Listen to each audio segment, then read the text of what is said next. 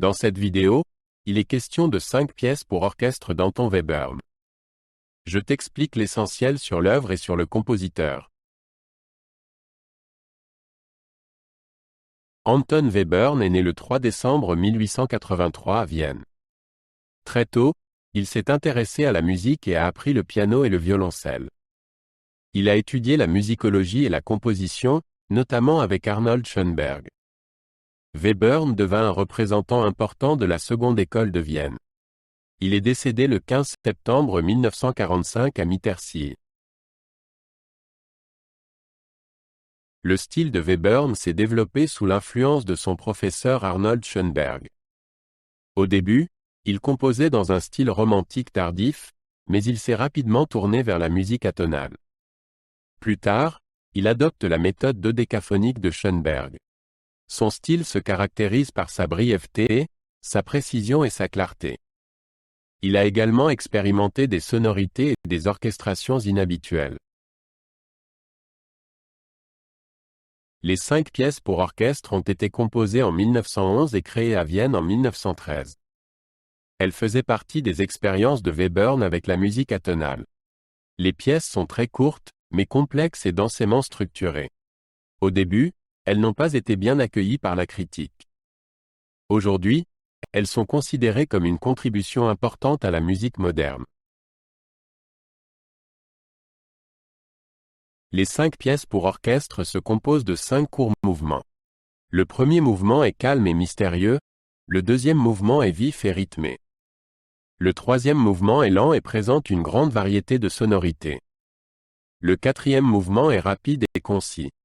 Le cinquième mouvement conclut l'œuvre avec une sonorité douce et délicate.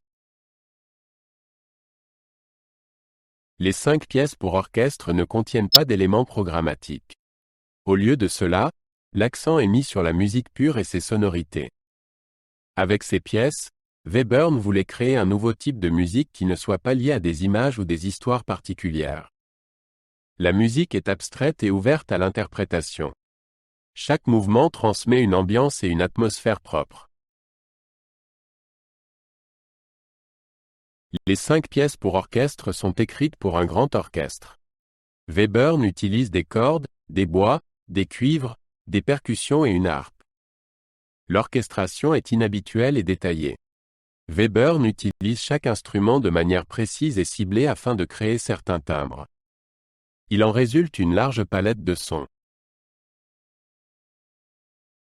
Les 5 pièces pour orchestre se distinguent par leur caractère inhabituel et expérimental.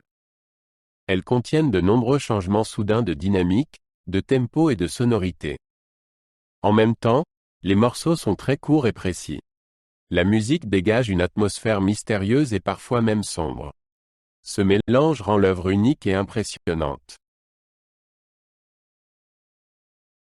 Les 5 pièces pour orchestre sont considérées comme une contribution importante à la musique moderne.